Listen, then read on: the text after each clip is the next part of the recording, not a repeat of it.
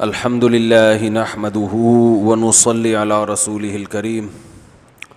آج انشاءاللہ میں 28واں 29واں اور 30واں ٹھیک ہے، تینوں پارے ان کی جو منتخب آیات ہیں وہ آپ کے سامنے انشاءاللہ بیان کروں گا۔ اللہ تعالیٰ صحیح طرح سے کہنے کی، سننے کی، سمجھنے کی اور عمل کی توفیق عطا فرمائے۔ 28ویں پارے کی جو ابتدا ہے، قد سمع اللہ قول التی تجادلک فی زوجہا، سورہ مجادلہ سے شروع ہو رہی ہے۔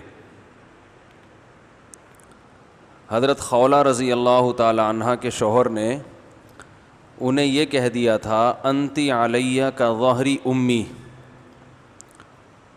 تم مجھ پر ایسے ہو جیسے میری ماں کی پشت۔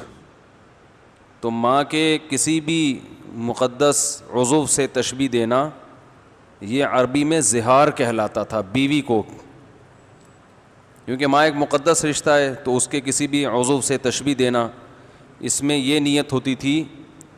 عرب یہ سمجھتے تھے کہ یہ الفاظ جب کہہ دیے جائیں تو بیوی ماں کی طرح ہمیشہ کے لیے حرام ہو جاتی ہے، اس کو زہار کہتے ہیں، زہار۔ تو حضرت خولہ رضی اللہ تعالی عنہ کے شوہر نے یہ الفاظ ان سے کہہ دیے۔ تو جب یہ الفاظ ان سے کہے تو وہ یہ سمجھنے لگیں کہ طلاق واقع ہو گئی ہے اور میں اپنے شوہر پر ہمیشہ کے لیے حرام ہو گئیں۔ تو وہ نبی صلی اللہ علیہ وسلم کی خدمت میں آئیں، عرض کیا، یا رسول اللہ، ایسے ہے، میرے چھوٹے بچے ہیں، میں اپنے شوہر کو نہیں چھوڑنا چاہتی، آپ اللہ سے دعا کریں کوئی میرے لیے گنجائش نکل آئے۔ تو آپ صلی اللہ علیہ وسلم نے فرمایا کہ میں تمہارے لیے کوئی گنجائش نہیں پاتا۔ پھر وہ دوبارہ آئیں، بار بار جب نبی کے پاس آئی ہیں اور بار بار آسمان کی طرف دیکھتی، اللہ سے فریاد کرتی کہ اللہ کوئی صورت نازل کر دے میرے لیے۔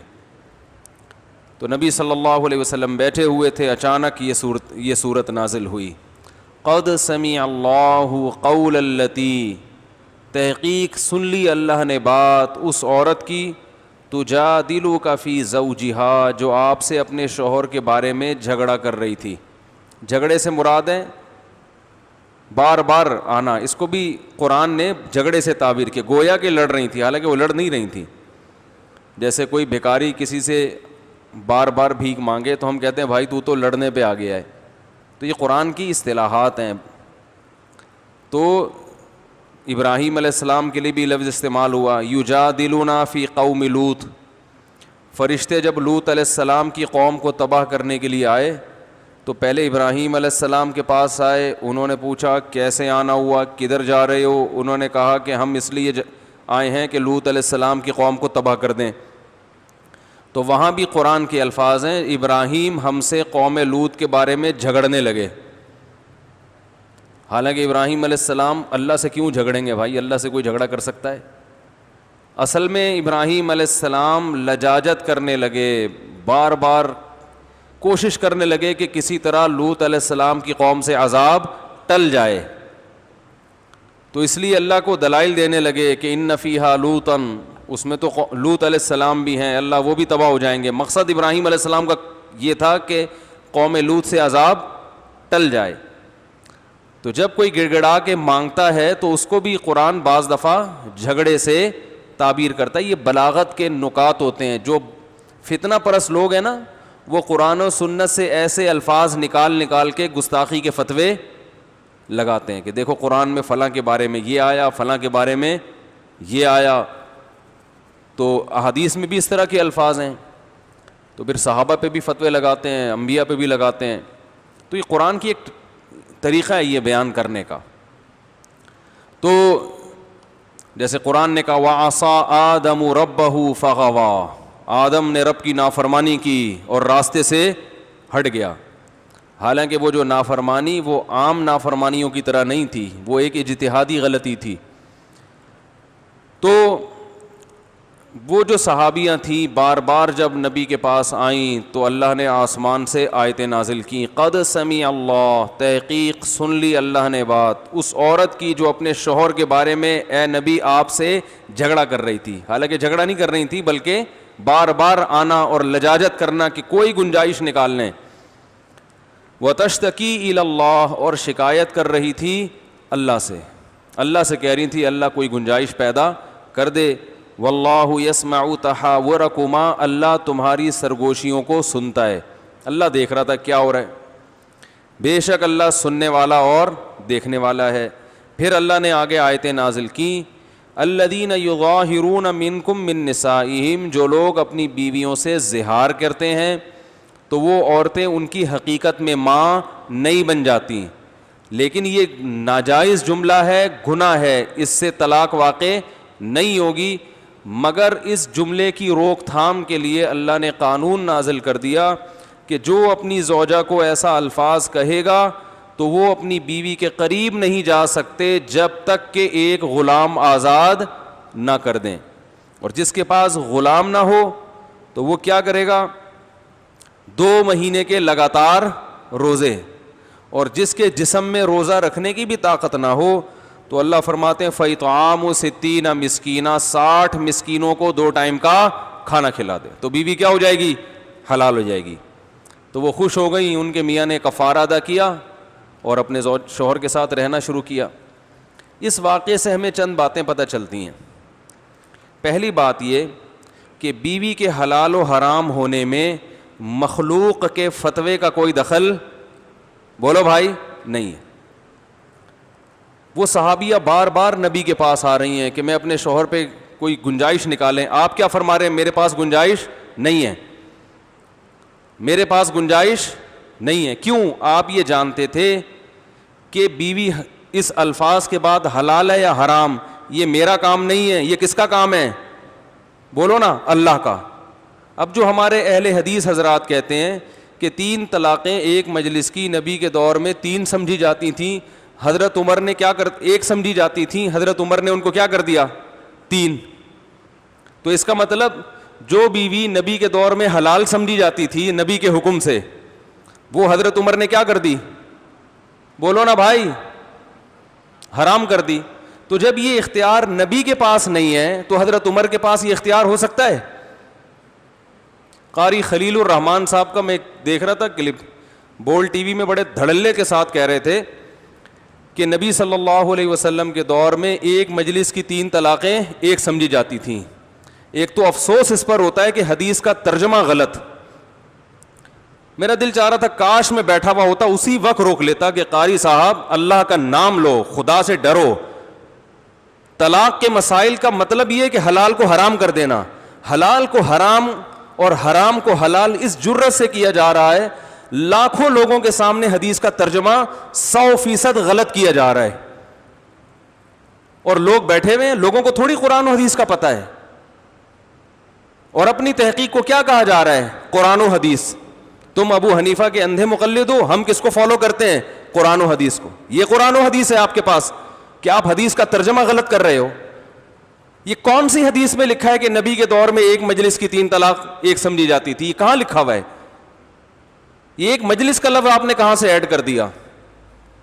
حدیث میں یہ ہے کہ نبی کے دور میں 3 طلاق ایک سمجھی جاتی تھی، اس میں کوئی ایک مجلس یا الگ الگ مجلس کی قید نہیں ہے. اور اس کا مطلب ابو داؤد کی دوسری حدیث میں اسی حدیث کے راوی عبداللہ بن عباس بیان کرتے ہیں کہ زمانے جاہلیت میں ایک مجلس ہو، ایک سے زیادہ مجلس ہو، علی الاطلاق 3 طلاقیں ایک. کیا مطلب؟ جتنی بھی مرد طلاقیں دیتا تھا اس کو رجوع کا حق حاصل ہوتا تھا. اس حکم کو اسلام نے منسوخ کیا، اور وہ منسوخ کی دلیل قرآن کی آیت ہے الطلاق مرتان فامساک بمعروف او تسریح باحسان.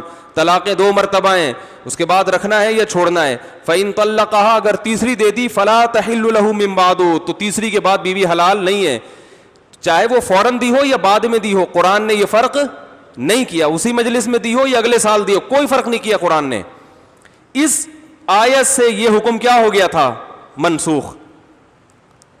تو بہت سے صحابہ کے بارے میں امکان ہے انہیں اس کے منسوخ ہونے کا علم نہ ہو، کہ زمانہ جاہلیت میں جو ایک رسم چلی آ رہی تھی وہ ان کے علم میں نہ ہو. بالکل اسی طرح کے الفاظ متع کے بارے میں صحیح مسلم میں حضرت جابر بن عبداللہ فرماتے ہیں کہ نبی کے دور میں ہم متع کیا کرتے تھے، ابو بکر کے دور میں بھی حضرت عمر نے پابندی لگائی. تو کیا اس بیس پہ متع حلال ہو جائے گا؟ بھائی نبی کے دور میں کرتے تھے، کیا نبی کے کہنے سے کرتے تھے یا ابو بکر کے کہنے سے کرتے تھے؟ ہر وہ کام جو نبی کے دور میں ہوا ہے تو یہ اس کی علامت نہیں ہے کہ یہ نبی کے آرڈر پہ ہوا ہے. تو شیعہ یہی دلیل پیش کرتے ہیں متع کے جائز ہونے کی کہ اس پہ تو عمر نے پابندی لگائی ہے.